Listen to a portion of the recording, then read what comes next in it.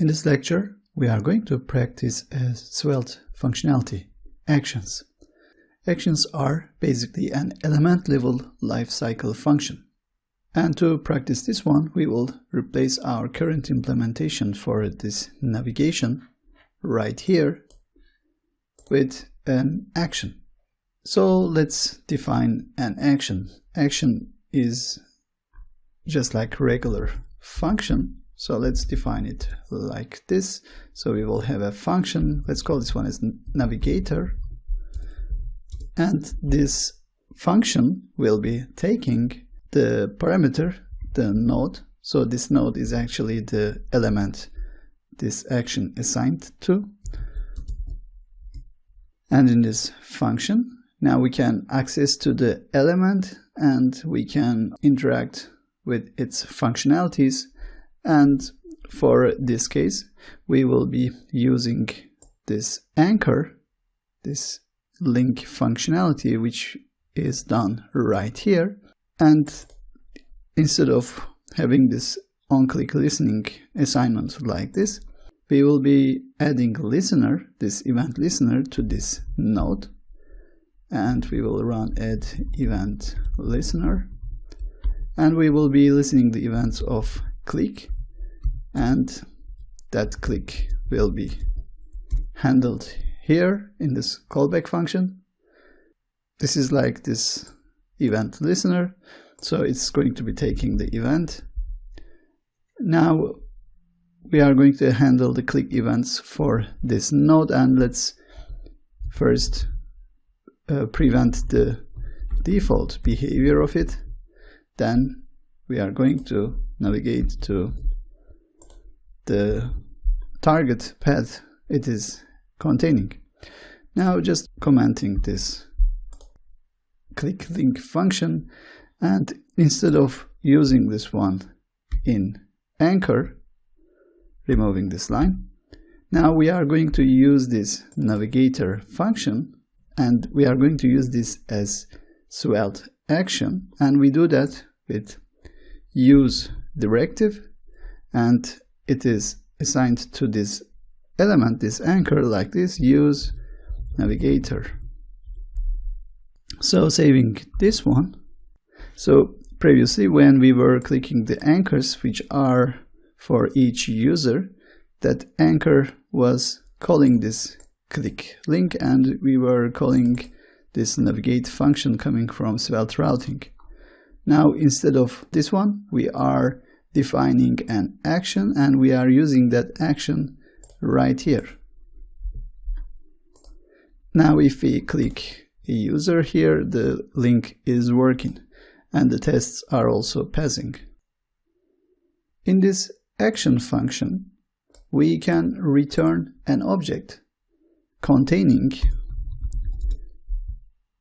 we are returning an object, and this is containing a function, and this function is destroy.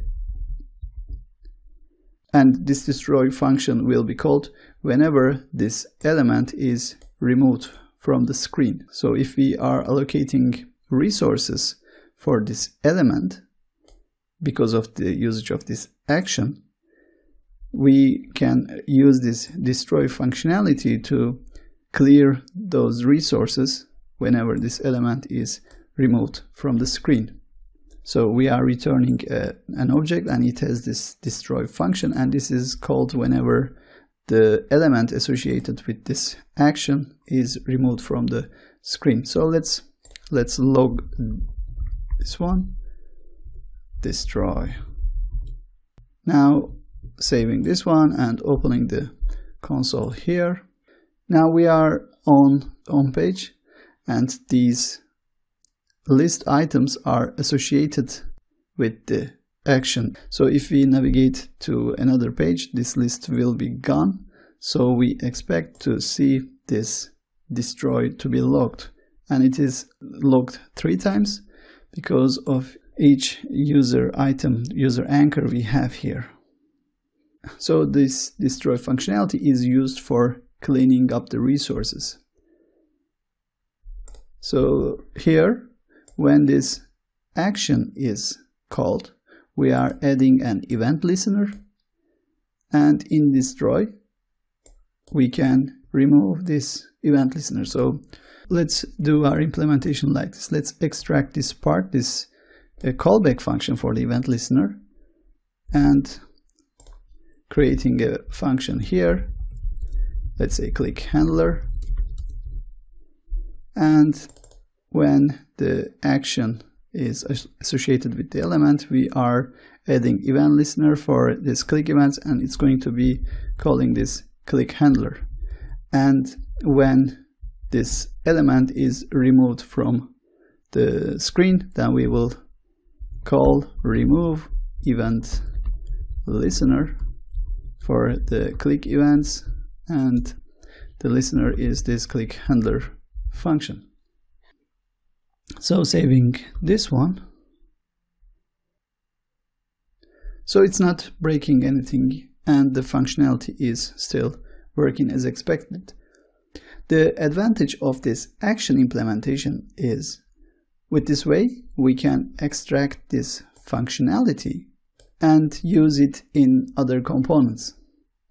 So let's do that. Just cutting this one from here, and let's create a new folder. Let's call this one as actions, and let's add a new file, and let's call this one as Navigator.js, and pasting this function we have implemented there. Now we need to import this navigate function. This is coming from the Svelte routing, so just cutting it from user list and pasting here, and let's make sure we export this function from this module, Navigator. So let's import this one in user list, import Navigator from going one directory up, actions, Navigator, and we are already assigning this Navigator to this anchor as action. So saving these changes to see everything is properly working, and we are able to click this user, and it is opening corresponding user page. And now this functionality is extracted as its own module. We can use this in app. We are using this link component for the sign up or the others in this app Svelte. Now we can replace this link with regular anchor and use our action Navigator. So first let's import Navigator from actions Navigator, and replacing this link with regular anchor here. So opening and closing the link and this one, and let's change the to href. Now we are going to use the Navigator, so in each of them just selecting multiple lines and use Navigator. Now let's save this one, and if we click the links here, we are able to navigate between pages, but we have this problem. We are not able to navigate to home page when we are clicking the logo. We had seen that before, and we were resolving with custom navigation implementation, and currently this Navigator is not doing the implementation properly. So let's not focus to this part. We will not go with this solution. This is just for the demonstration of how we can extract a repeating element specific logic out of our component and reuse it in the other components. So basically we have this action, and this is handling the navigation for the click actions, and we are using it right here in this link in the home page in this user list, and at the same time we are using the same action in the navigation bar in this links. So just like our custom action we have here, the Svelte routing library has similar one. And let's use it. So in user list, instead of using our own custom action, let's import the action from Svelte routing, and this action is link, lowercase link. And when we open this one, here's the implementation. So it is similar to the one we have right here. It's similar to our Navigator. Basically, it is doing a couple of checks and then calls the navigate function. And similarly, it has this click listeners. So let's use this action in this user list. So replacing this use navigator with this use link.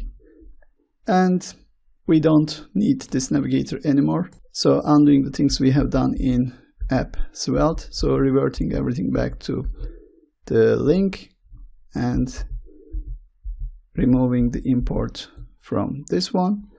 And also now we can delete the Navigator and the actions folder from our project. And let's save all these changes.